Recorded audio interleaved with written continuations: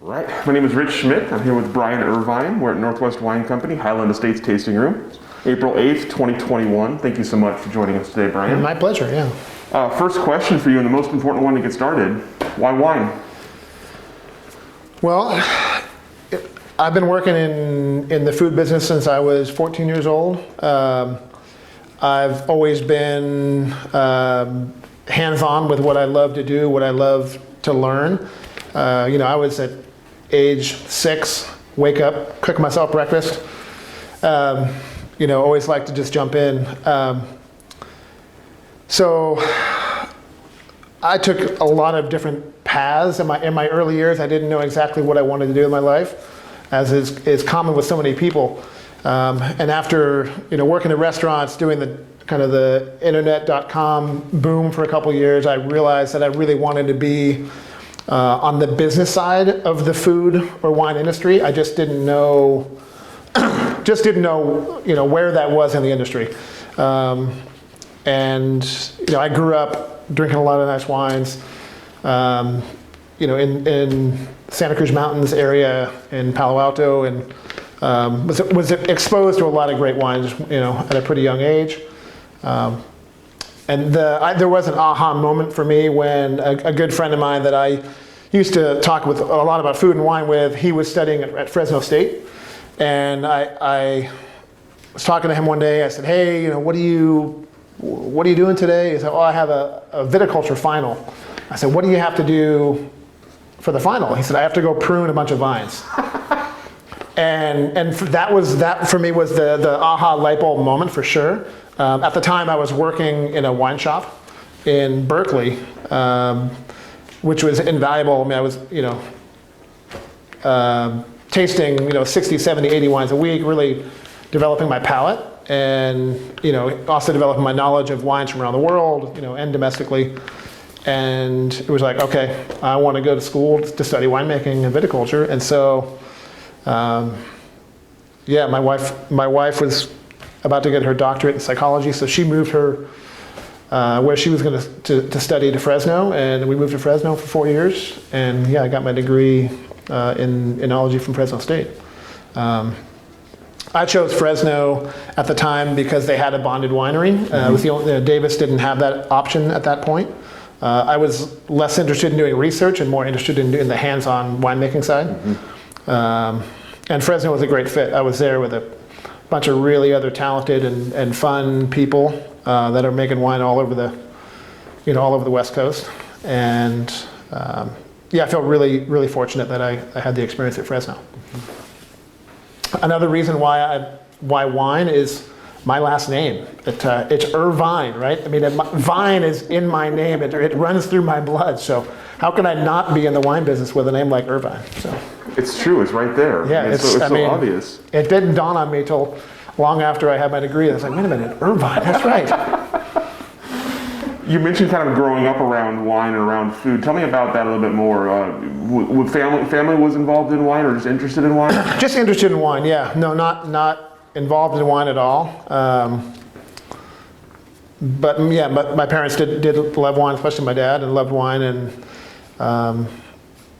so I was able to try some really nice wines from a lot of California wine, but also wines from all over the world. And then food, I started working in food when I was 14, worked in some sort of food service or restaurant for, 10 to 15 years throughout my life, in all aspects, cooking, and, front of the house, back of the house. So I still love to cook today. It's certainly a passion. I think something that goes hand in hand with wine for sure. You mentioned you working in a wine shop before you started doing formal education. Tell me about learning wine for you. You talk about learning from a tasting perspective. What was it that was interesting to you about wine, and how did you learn it before Fresno State? That's a really good question. I think just learning about all the different styles of wine, all the different regions, how the same grape can be different from region to region. Especially working in a shop in a small kind of shop in Berkeley, we had a wide variety. And the other thing, I did a lot of we had like a wine club and a monthly wine selection, so I did a lot of writing of, I had to do research on these wines. So we had 12 wines, and I was in charge of maybe doing 6 of them and reading about who they were, the winemaker, the owner, about this wine. And so I also did a lot of research on, maybe talk about the history of the family, or are they biodynamic, or but I think more importantly, just my palate as far as the winemaking is concerned now. I just got to taste so many wines from so many regions, and looking back, I still have my notes when I had a binder where I tasted, or a folder where I tasted all these wines. Looking back and tasting wines that I ended up I tasted a Chehalem 3 vineyard Pinot Noir, and certainly not knowing that 7 years or 8 years later I'd be working at Chehalem, right? So that was really fun to see that, and to see all these wines that I tried from places that I now know very well, or so that was kind of fun. Tasting all those wines from all those places and kind of all those styles, did you start to develop an idea of, as you pursued wine, what wines you might like to make, or what wines you really enjoyed drinking? Was there a style you were already kind of developing? Totally different answers to that. That's a split question. Where so I'd say I definitely developed what I like to drink. Really, but which is everything. I really like drinking a little bit of everything. The one question I like to ask people is, if I gave you $100, what would you buy? What bottle of wine? And for me, it's probably champagne, or real high-end sparkling wine. But I also love, I love everything. Or certainly, I love Pinot, Chardonnay, Riesling, Pinot Gris, what we do a lot of here in Oregon. But I grew up drinking like Ridge Zinfandel. I love really good Zins, Petite, Syrah, things like that. As far as what I wanted to make, I'd say I more discovered that when I was at Fresno State studying, that I really wanted to do cool climate. Fresno State, certainly with the wines we made there, were not cool climate at all. In the middle of the Central Valley of California. Because we made 10 odd thousand cases, under the Fresno State winery label. But it was certainly not cool climate. So I knew I wanted to do cool climate. So when I finished up school, my wife and I were looking where did we want to live, and there were not really that many. We were looking at Santa Cruz Mountains, where there's a beautiful region and high elevation, cool climate for California, but there's only about 5 jobs in the Santa Cruz Mountains, and I did do a harvest there in 2005. And then Santa Barbara County, my wife went to UC Santa Barbara, so we looked at Santa Barbara as an option. And then I had gone to University of Oregon my first time through college, before I went to Fresno. And so I loved my time in Oregon. A lot of friends, were living in Portland and the surrounding area. So Willamette Valley was definitely on my radar early, and we took a trip up here and just fell in love with it. And so in 2006, that's when we moved to Oregon. I'll come back to that in a second, but I'm curious about something you mentioned about working at Fresno State. Obviously not cool climate, very much not cool climate. Yeah. What was it about your work there that made you excited about cool climate, or working with cool climate? Well, not just cool climate, but also more sustainable farming. Not necessarily organic or biodynamic at that point, but not conventional per se. The vineyards, I spent a summer doing research through Fresno State on a bunch of vineyards in the Central Valley, California, people that grew for Gallo and the large growers, and certainly conventional agriculture, and saw just how inert the soil and the environment was, and realized that was not really something that I didn't want to stay there. And so the combination of Oregon with the cool climate, the varietals, which I loved, and I really realized I wanted to make, and the respect for the environment that the state has, and also just the smaller family-owned wineries and the smaller industry that it was at the time. It's certainly grown a lot since I've been here, but I love the feel of the small family-owned wineries that Oregon was really known for. So one more question before we get to Oregon. I'm curious about, you went to Fresno State with kind of a few reasons. You want to get hands-on, you wanted to make wine. Tell me about your experiences there, and if you got out of it what you kind of expected, and maybe something you got out of it that you were surprised by. Sure, I definitely got out of it what I expected, I think, and even more so. The opportunity to, when you're studying at Fresno State, was you were required to take, classes A, B, C, and D. One of being a production class, which met, 3 hours, 2 days a week. So you were required to be in that class, but so you weren't required to just go to the winery and work. I certainly was there to learn, and so I would just show up at 8 o'clock in the morning and say, hey, what can I do? And and so that was, and there were a handful of us that were active that way and showed up every day. And I was working 7 days a week in the winery. I had a full-time job at a restaurant and wine shop as well. I put myself through school. Mm-hmm. But any day during harvest, I go to the winery and just see and learn and do what I could do.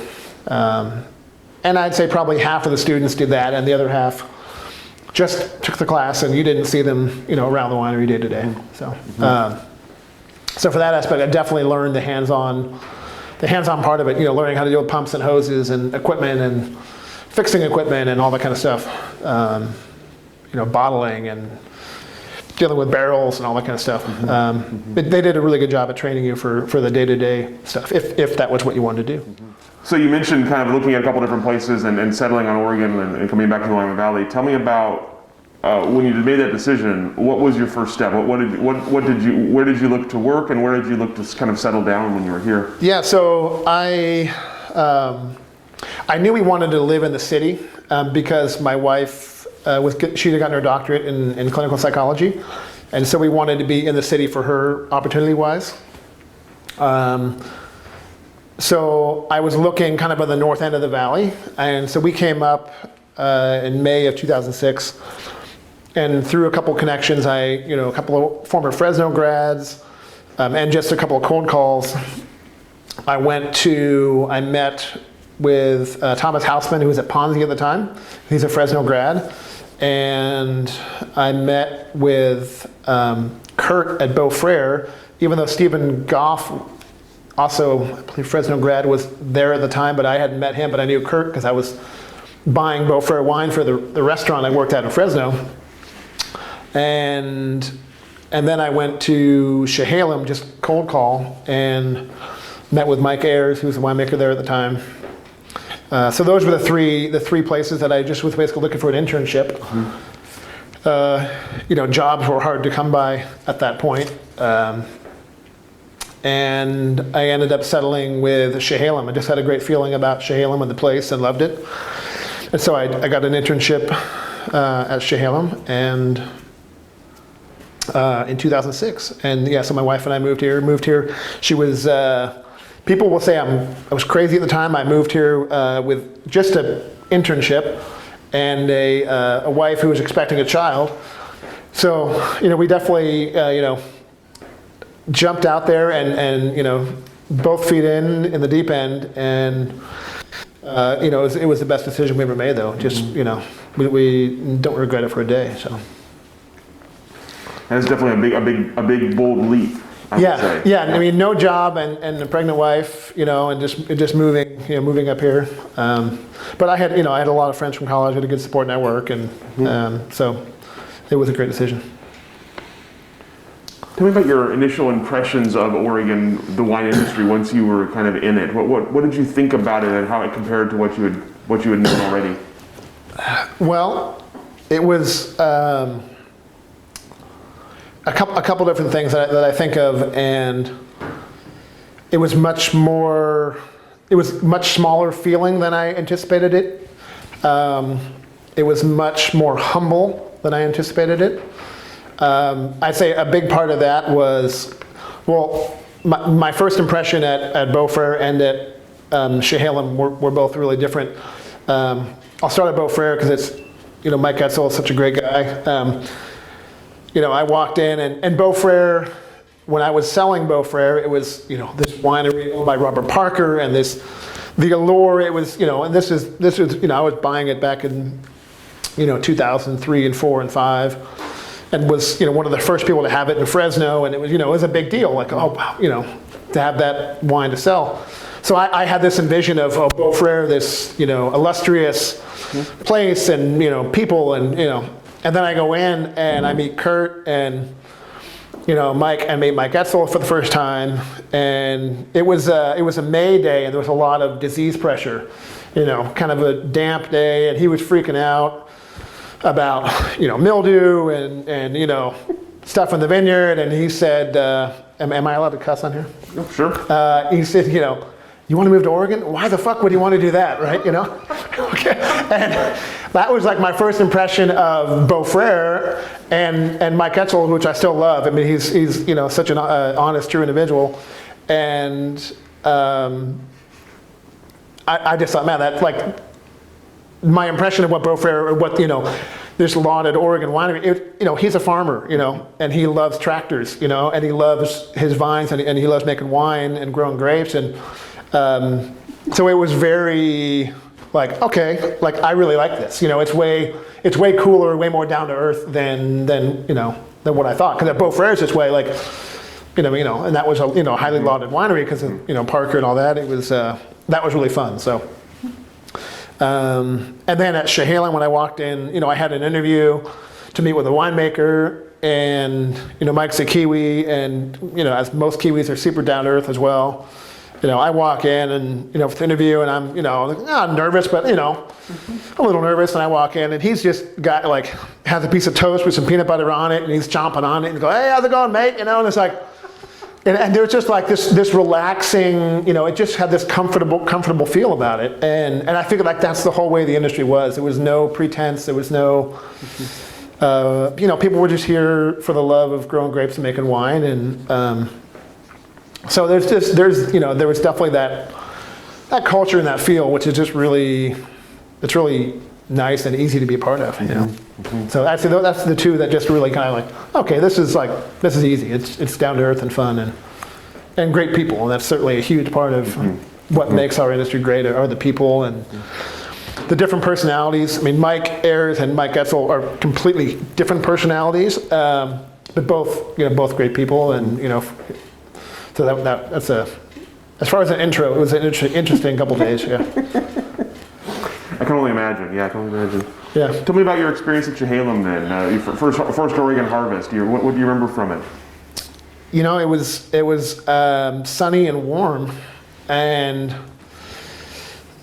just had a ton of fun being my first harvest. I did 3 harvests at Fresno State and 1 at Thomas Fogarty in the Santa Cruz Mountains. But as far as the first one, like after I graduated, it was great. I mean, it was fun. Had such a blast, and it was sunny and warm that vintage. So it was just a pleasure to be working, and the grapes were beautiful. No flaws, no botrytis. Just easy. It was so easy to make wine that year. I was really lucky that it was an early year as well. Being such a warm year, 2006. That we were wrapped up pretty much by the end of October, or middle of October, which was fortunate because I had my first son was born on November 4th of that year. So I was lucky that that was an early harvest, because other years it would have been right in the middle of harvest. So it was a real smooth, easy harvest. And then the cellar master at the time was Anna Campbell, and who was another just great person from a great family. And after harvest, I took a little time off after my son was born, and they were gonna keep me on to do some work through November and December. And Anna decided to move on, and so they offered me the position, cellar master. So again, this huge risk and jump that we took, people thought I was crazy, really worked out as I got a job offer, I don't think, mid-November-ish, I think. I don't remember exactly. And so, I landed the full-time gig at Chehalis, working with Harry and Mike. And it was, for me, it was just a perfect first job in Oregon. For so many reasons. great old property, beautiful, great estate vineyards that we owned in Chehalem Mountains and Ribbon Ridge. Harry certainly being such an iconic, one of the pioneers of the industry, and such a thoughtful man and winemaker. And then Mike was more the boots on the ground winemaker that I really, learned day to day. It was just, just he and I in the cellar. So I learned so much from him, and Harry. And then the collaboration with Stoller as well at that time. Got to work with the team there. And then that for you, also as a first job, Harry knew so many people, as did everyone. Because he was a pioneer, or one of the pioneers, and because he knew so many people, it allowed me to be introduced to so many people, and to really see how close the industry was, people-wise, and how everyone worked together, and it wasn't a competition; it was a collaboration. So that was just a great first job for me to get, I think, in Oregon. Was there anything different about anything you were working on, whether it was in the vineyard or in the cellar, that was different in Oregon from California? Anything that you had to kind of relearn or that was being done differently? Pretty much everything. Yeah, I mean, just totally different varietals. I think I learned, going to school, learning the back end, the scientific part of it, was certainly important. But yeah, I think really just relearning everything is completely different as far as winemaking style and how you handle the grapes. Both reds and whites. But then that being said, everyone handles, even within Oregon, everyone handles grapes differently, both reds and whites, especially these days with all the experimentation that's going on. You can't pigeonhole any winemaking style in any region at this point, because that just doesn't exist anymore. I think maybe there's some old world regions that haven't changed, but even some old world regions are changing too. So both like I said, a lot of my friends that I went to school with are doing some pretty interesting stuff, both here in Oregon and in California. So it's, but you learn something new every year, 2020 especially. Don't worry, we'll get to that soon. Yeah, no, we can skip by 2020. So you got your first gig at Chehalem as a cellar master. What comes next for you? How long are you there, and what's your next step? I was there for 3 years, and it was a great experience. The next vintage, we had a really great harvest team. 16 was such an easy year. Like I said, the grapes were just pristine. The fruit was beautiful. The wines were beautiful. On the riper side, but still really balanced. But that off season, if you will, in the winter, we were finishing the white wines, but the reds were just leave them in barrel, top them every 2 weeks, monitor, ML, and then come summer, let's blend them and bottle them. And then 2017 hit, and that was 2007. Thank you. Yeah, 2007 hit, and a completely different monster. A little bit of rain, whereas we didn't touch a barrel in 2006. In 2007, a little bit of botrytis, a little bit of reduction in barrel. We were a lot busier that off season. So those two vintages back to back were a great learning experience.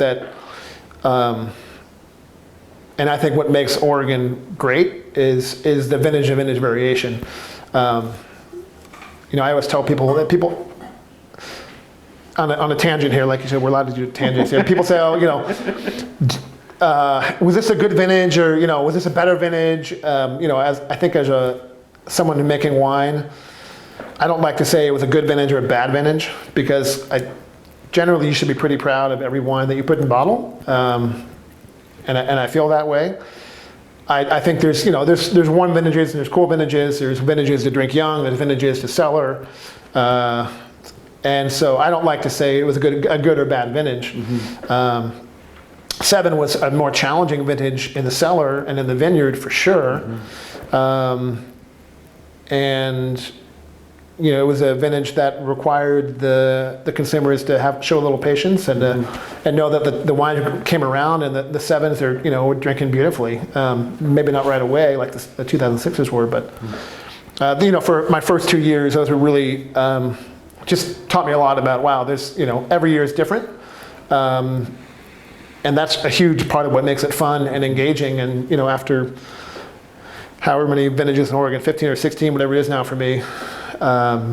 It's still, every year is still different. And that's what makes it fun. That's what keeps you coming back.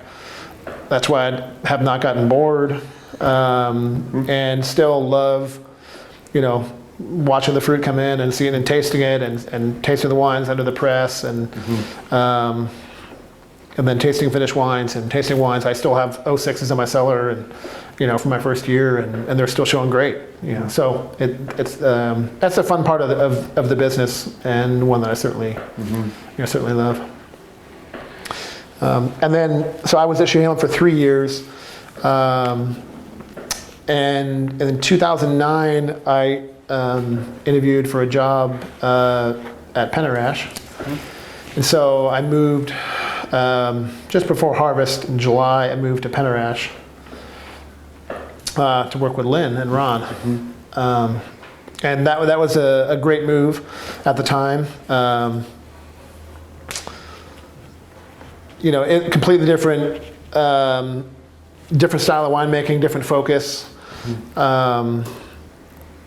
But equally as outstanding wines. I feel very fortunate. I've worked in places that have just made a lot of outstanding wines. And Pandarash was a great next step. It was a newer winery, and it was only 4 years old at that point.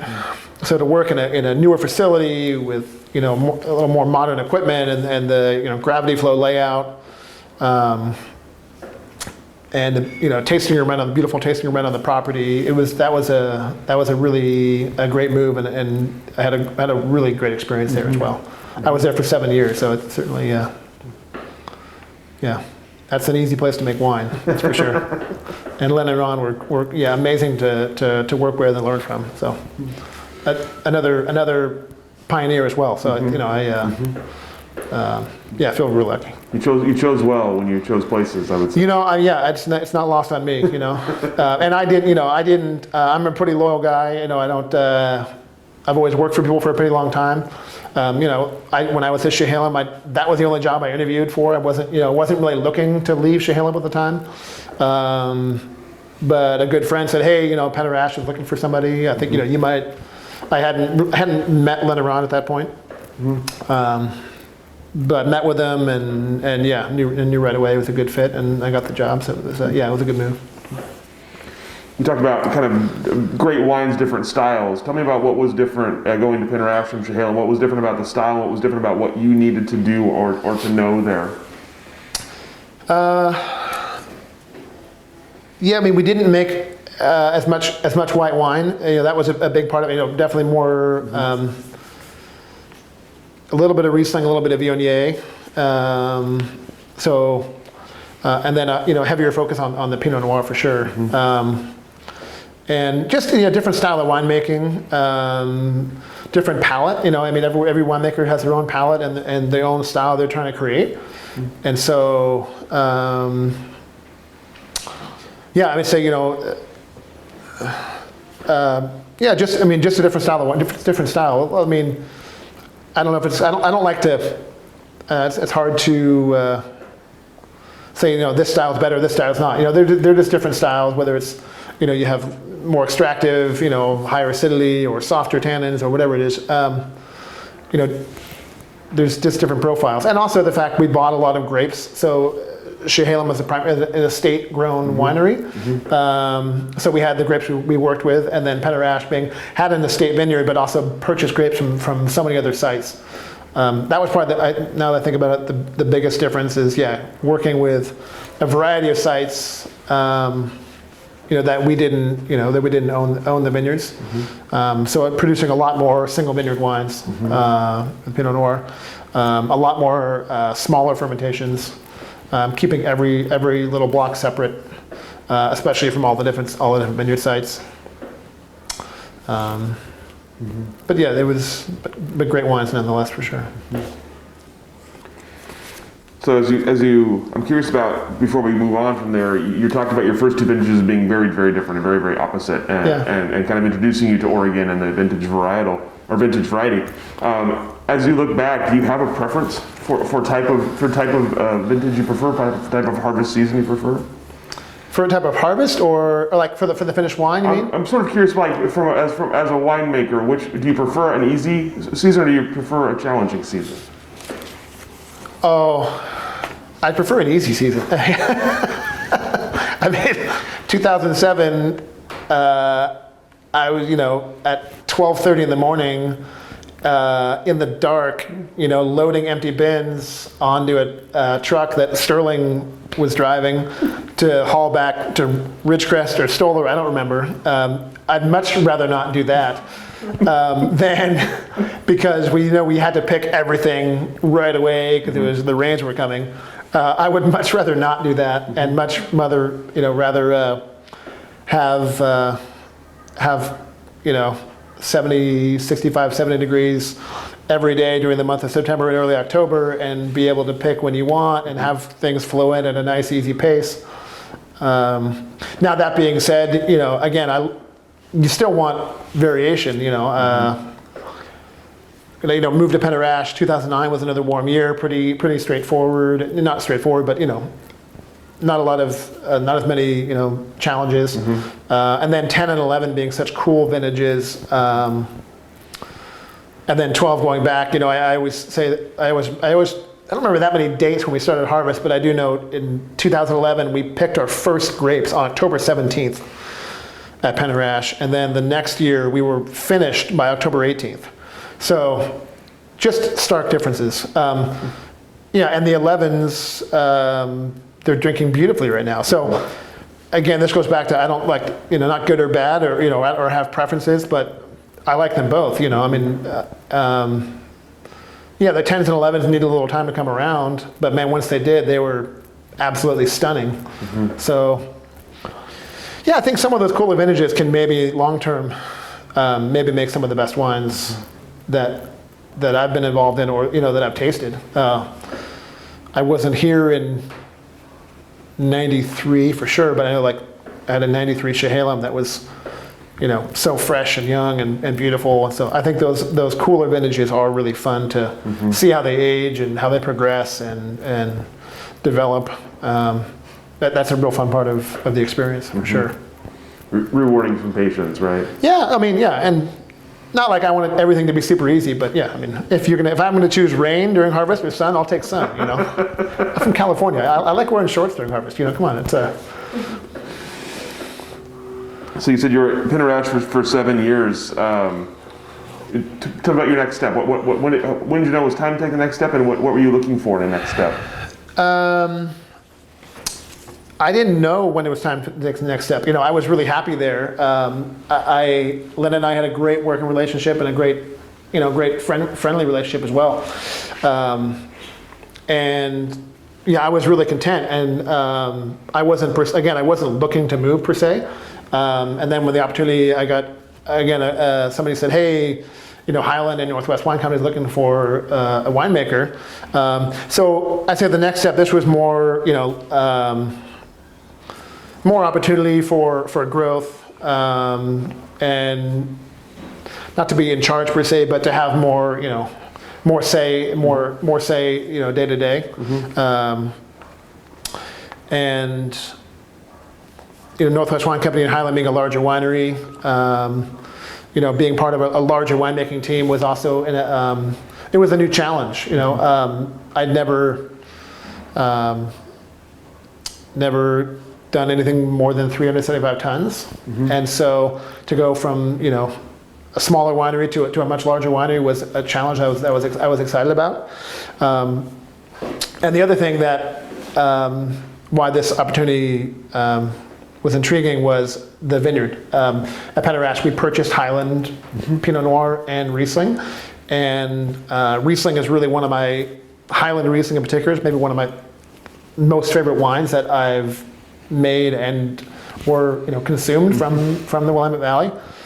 And so the opportunity to go work for to work with that vineyard every day at a in a greater capacity was one that was really really intrigued me. And then the team that we have is incredible. I knew them all, not well, but I knew them all from different avenues and different channels, and knew they're all great people. And so again, interviewed and came on board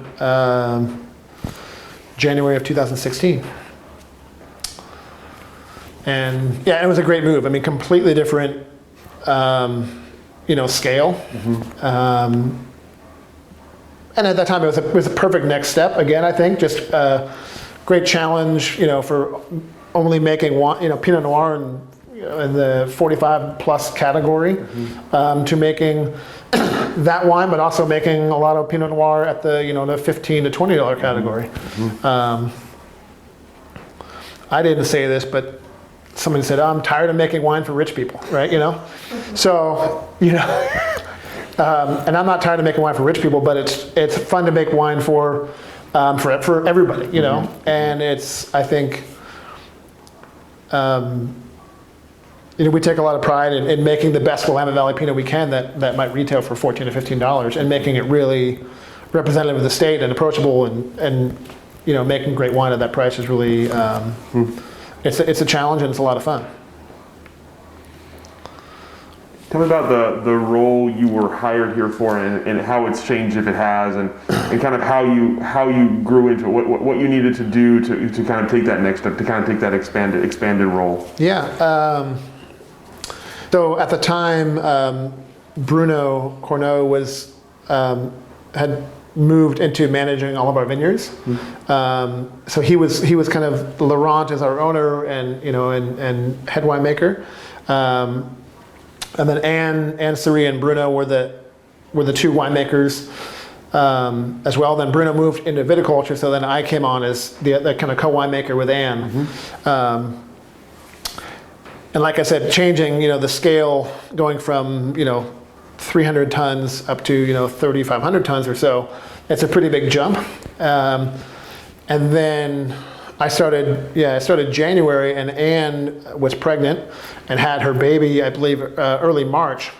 So then she was, gone for 6 weeks. So I had a short window with her, and then I had another decent window where she was out.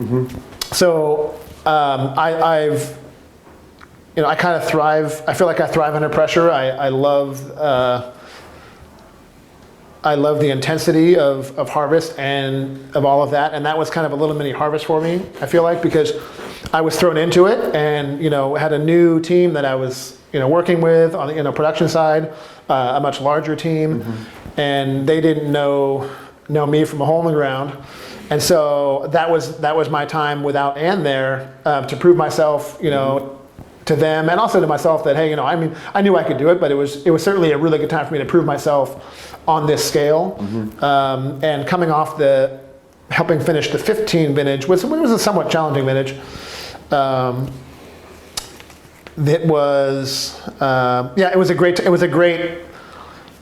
challenging, but it was great, because I had to just jump in and do it, and like I said, I feel like I tend to thrive when I'm up against it. So, and I certainly was at that point. So, and that being said, I had a great, with Laurent and Bruno. It wasn't like I was completely alone. We've got a great team of experienced winemakers that I work with, and so certainly wasn't alone in all this. But day to day, yeah, it was a great experience to have that time without Anne.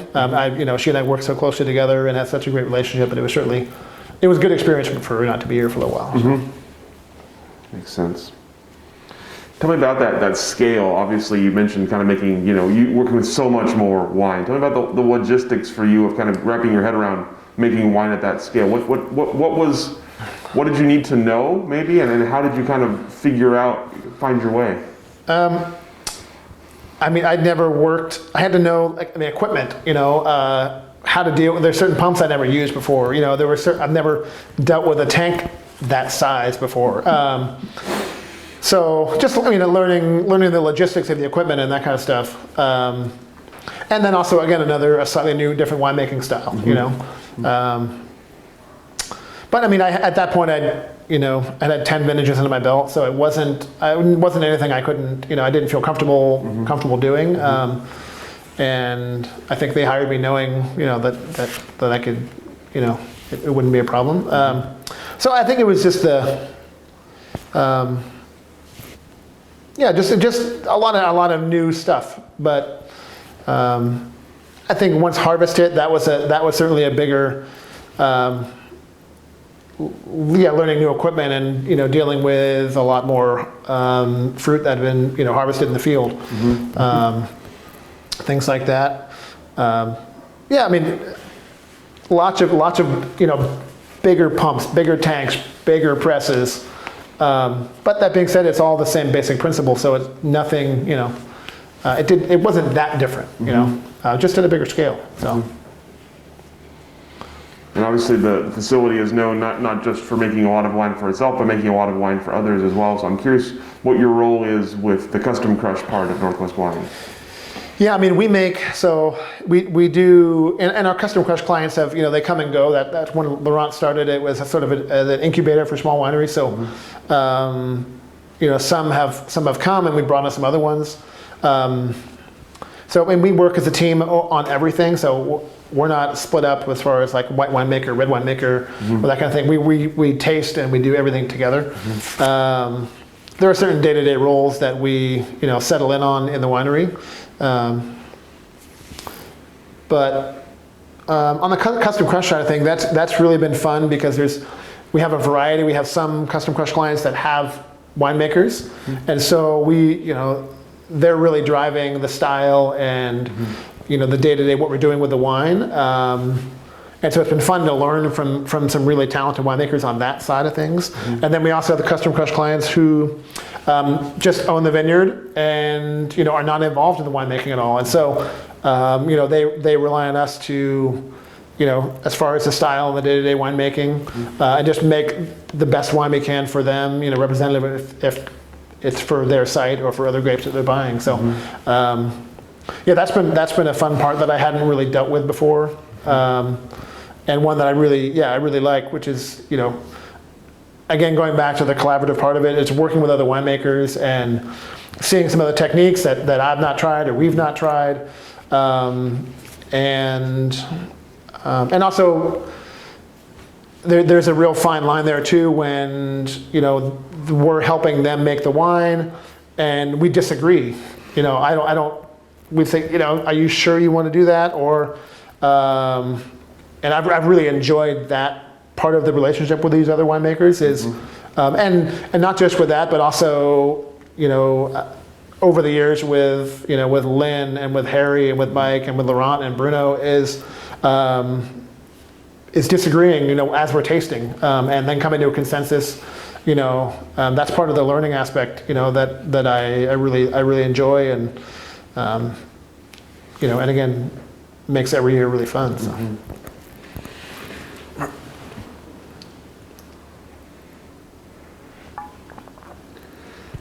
So that raises an interesting point. Then, if you already have your winemaking team here, and you're bringing in outside winemakers, and you're dealing with kind of all of these different lots, all of these different fermentations, I'm curious about coming to a consensus and coming to agreement on these kind of things, but also B, how do you differentiate all the wines you're making so they're not all the same wine? Like how do you focus on all the different clients you have, all the different kinds of wine you're making, and keep them all unique?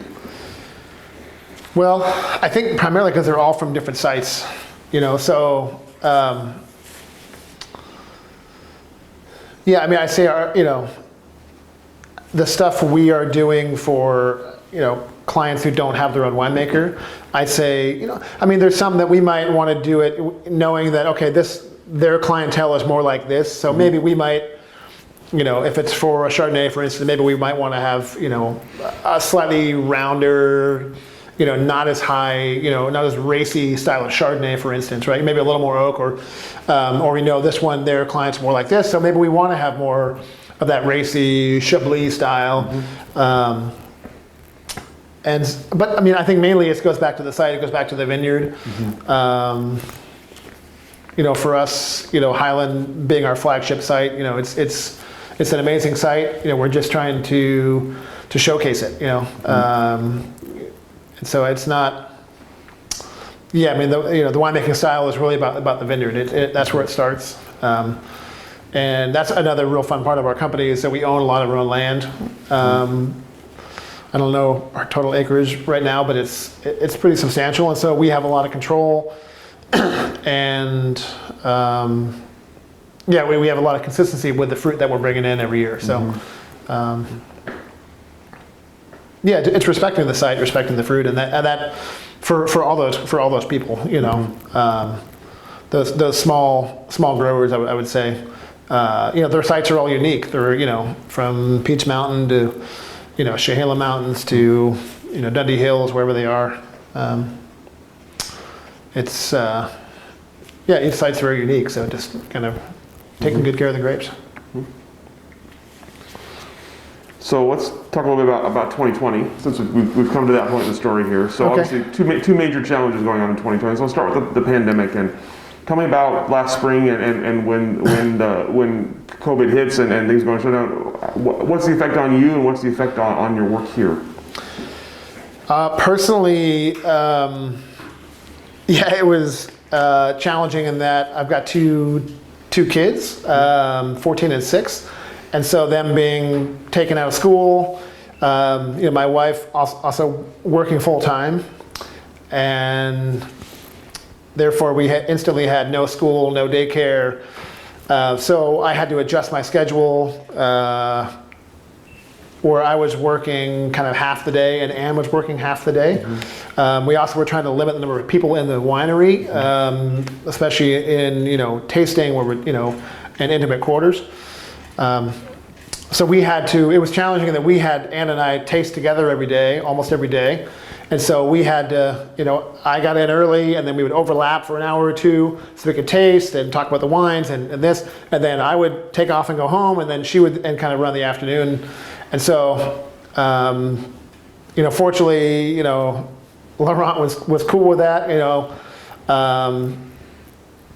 because the other thing too, people were still drinking wine. So we had to still keep getting the wine in bottle. We're lucky we have a pretty large team, so we were able to maintain and keep doing what we needed to do to get the wine made. You can't just walk away and abandon the wines. So certainly that was a challenge, and not the most fun thing I've ever had to do. But then every day I was home by 12:30 or 12:45, so my wife could work in the afternoon, and I got a lot of time with my kids in the afternoon. So actually, on that side it was a plus. My 6-year-old in particular, got a lot of great time in the afternoon spending with him, cruising around the streets of Portland. So there were some positives to all this, yeah, for sure. For an operation of this scale, how did you make the rest of it work outside of you and Ann, with the rest of your team? How were you able to kind of function through the shutdown? We are a large winery. We don't have that many people in the cellar, and our cellar is spacious enough that we were able to kind of, divide people. Like, okay, we're gonna, make sure that whoever's doing A versus B are in separate areas of the winery. And logistically, just the more challenging stuff was the break room, the bathrooms, lunchtime. That was more sanitizing everything, like everyone else. That was the more challenging part, was making sure that, So there's a sign that says in the kitchen here, no more than 3 people in the kitchen. Then you walk in and there's 6 people in the kitchen, right? Okay, so then being the bad guy and saying, and kicking people out and saying, come on, let's, because we really, early on we didn't know what was going on. We didn't know how serious it was, how, all that stuff. So yeah, it was not a ton of fun. But we're a pretty tight team, and it ended up being fine. We've not had any major issues with it at all. So it's just been it's been day to day now for a long time. So it feels like normal, right? Yeah, it does feel like normal. Yeah. Talk about the other part of 2020, obviously Harvest 2020. Tell me about your kind of recollections of that and how you dealt with the fires and the smoke. Well, that was another thing with the pandemic is, being a French-owned winery, we like to have international interns. That's a huge part of the experience for us during Harvest. And what we want to do as far as reaching out and having students from France, from Chile, from South Korea, from Italy, Switzerland, all over Germany, come and work Harvest here. And so I do a lot of the hiring for Harvest, and having to have this great Harvest team that's ready to come over, and then really April, May, have them all to not be able to come, and then scramble to find people that could work Harvest. That was certainly another challenge. And then that leading up to Harvest,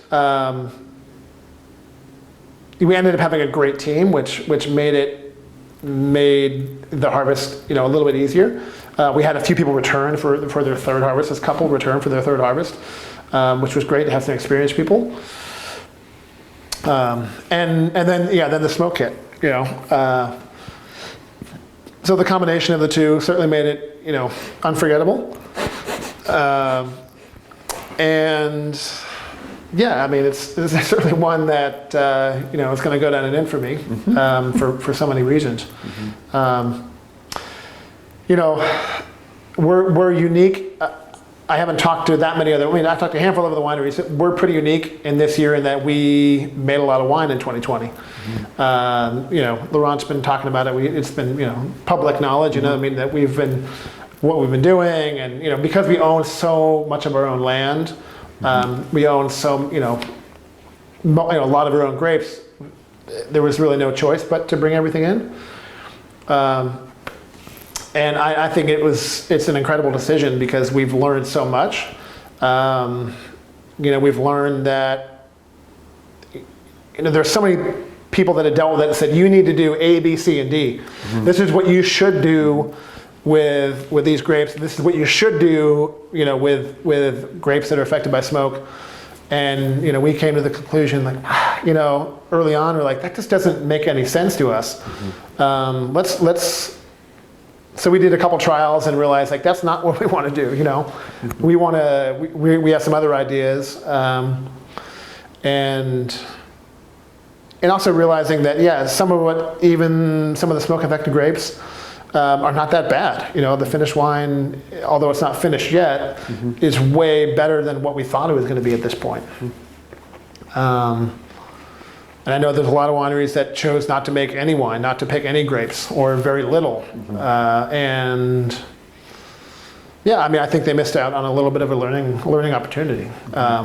Certainly, wildfires are not going to go away, and it's going to be something we'll probably deal with again. Hopefully not anytime soon, and hopefully not to that magnitude. But I know we'll be prepared. And if you go back to 2007 vintage, which was a very challenging year with a lot of rain. I know the best wines were made by experienced winemakers. I know Harry said that, Lynn said that. It's like, which 07s should you buy? You should buy the 07s from the trusted winemakers, the Ponzis of the world, the Adelsheims of the world, that have been doing it and have been around and dealt with a little bit of that. So for this year, I think moving forward, we're all going to be better off. And I think the next time it happens, we'll be able to really thrive in that environment because we have so much experience. You mentioned some sort of new techniques, and without having to be any more technical than you want to be, I'm curious. You found some things that worked for you. Are they things that was it a surprise to you that what did and didn't work? Yeah, I don't, since I've never done it before, I mean, I can't say I'm surprised, I say I'm not surprised. I mean, I think there's some things that we thought would work that work pretty well. We've used milk as a fining agent for smoke, and that's worked really well. So, I mean, it's not like something that, people have used milk before. It's not uncommon. I would say slightly, yeah, it's worked better, and more than we, it's better than we thought it would be, I would say. But not surprised per se, yeah. So as you kind of look back on your time in Oregon, is there something that you're particularly proud of, an accomplishment you're particularly proud of for yourself? I really love the teaching side of it. I love having interns and having people come, every year. And so, I would say the friendships and the relationships and, seeing people that, have come and worked their first harvest and now are incredible winemakers. That's certainly one of the most satisfying parts for me. And yeah, after this many years, there's quite a few people that have their own brands now, and either had their first or second harvest, where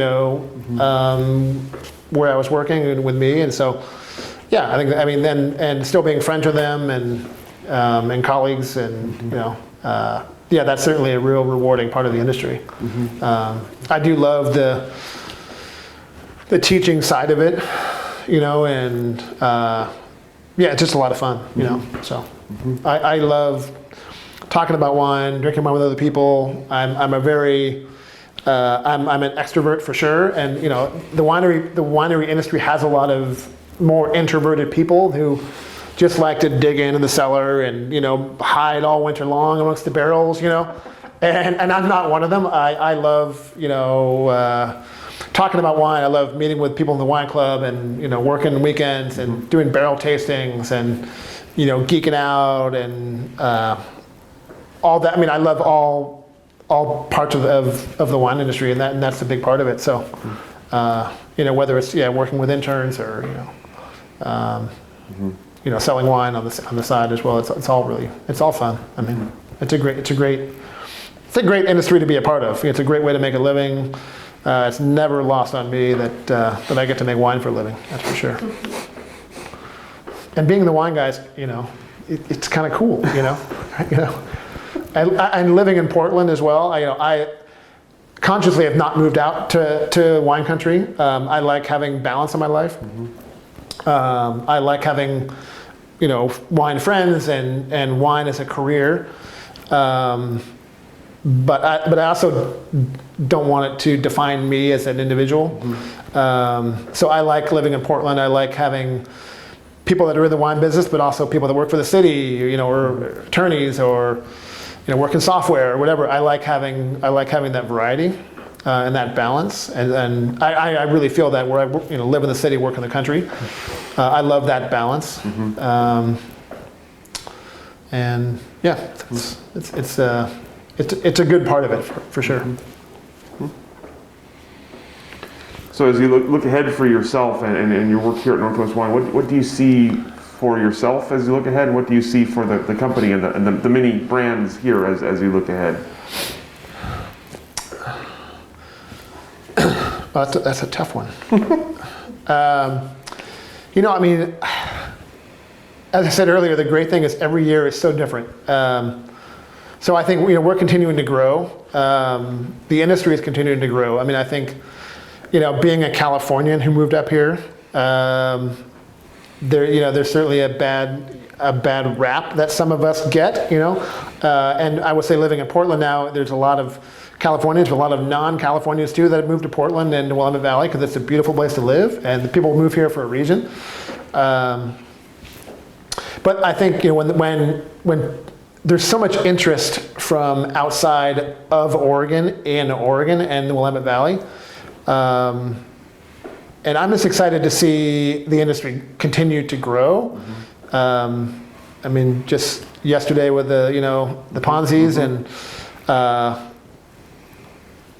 when I left Pandarash just before they sold to Jackson family, and I think people say, Jackson family, this big behemoth coming in and buying up, and how many properties they own now and all this. It's like, well, I think you can look at it two ways. You can look at it as like California's coming in taking over, or you can look at it as validation of everything that we've been doing and saying, they see how great it is here, the tremendous opportunity that still exists in the state for growth and for great wines. And yeah, I mean, I think the future is really bright for the Willamette Valley. I think it's going to continue to grow, and I think, Laurent has built a really great company that's really set to thrive and survive. And I'm excited to be a part of it. We're going to continue to grow, and I'm sure we'll have new clients. As people come up and more stuff planted, and there'll be more opportunity, more people to learn from, and more wines to make. So it's only going to get better. You mentioned something earlier when you first came up. One of your first impressions, one of the things you were excited about in Oregon was kind of lack of pretense and kind of the kind of humility of Oregon. You've been here now 15 or so years. Is that still true? Is Oregon still a similar industry to what you came into? For sure, yeah. I mean, you look at the collaborative stuff that we do together, whether it's just, the day-to-day going to visit friends and go taste through their cellars and see what they're doing and vice versa, to, things like Salud, which I've been fortunate to, this last year was the first year I've not, been, not poured at a Salud event, It was virtual this year, and so I wasn't involved. And that's the kind of event that I think it keeps everyone close and keeps everyone together, as well as IPNC and OPC. I think all those types of things are really keep their collaborative aspect, collaborative energy, real vibrant. When you have to, for Pinot Camp, you're getting these winemakers together, and they're putting on these seminars, and they're bus counselors, and and staying up late at Lumpy's with people from other wineries, and buyers from around the country, around the globe. These things, that's how you stay close and stay friends, and I love all of that about the industry. I think it's I don't see it. I don't see that going away. I mean, there's a little more because it is so large now. I don't know everyone. I mean, the first couple years at the Oregon Wine Symposium, like, you know everybody. Now you walk in, maybe a third of the people or half the people, right? Because there are so many more people. But I think the people that have been, that are still involved, that have worked for the pioneers, I think that spirit is still really strong. And I don't think I don't think it'll go away. So. You mentioned your role as sort of an educator and as a finder, a bringer of talent to the winery. I'm curious if someone were to come to you and ask for your sort of words of wisdom on getting into the Oregon wine industry. What would you tell them? What are the keys to? What are the kind of key words of wisdom there? Man, yeah, I think it depends on where they're coming from. It's a huge thing, I think clearly working just work a harvest and see if it's something that you actually love. Before you move here, before you commit. And because it's certainly not for everyone. And we see some people that love it, and some people that do it and be like, this is just not for me. I mean, and you can tell right away. So And I think, if you want to study, there's so many more opportunities now. There's so many more places to study and to learn. In Oregon, Chemeketa, Oregon State have both done an amazing job, and have so much opportunity. There's a lot. The research that's being done in the state now is great. That's really grown a lot since I've been here. And not just in Oregon. A lot. All the schools in Washington and California. All over. But I'd say you just want to come and get your hands dirty and see if you like it, because that's the first thing. Because it's not that glamorous, day to day. There are parts of the industry that are very glamorous. The wine dinners and this and that. But I remember when I went back, I think it was my 10th high school. No, some high school reunion. Oh, you're a winemaker? How glamorous, And I think the week before, I spent 2 days pressure washing, It's like, my hand was still shaking, and I was like, glamour? No, it's not glamorous, It's agricultural. It's agricultural based. It's farming and food production. That's really what it is, So people get in because they think it's going to be glamorous, Come and see first before you, before you commit, for sure. All right, that's all the questions that I have for you. Is there anything I didn't ask that I should have? Anything we didn't cover here today that we should have covered? I can't think so. I can't think of anything in particular. I think we covered quite a bit. Perfect. Great. Thank you so much for your time, for your pleasure. hospitality, this beautiful space here, and we appreciate your stories. No, I tell you, it's been really fun. When I was looking through all of the people that you've interviewed, I've only been on this side a few times, but so just such a wide variety of people, and then going to like Corey Schuster, because I first met him at Pandarash in the tasting room,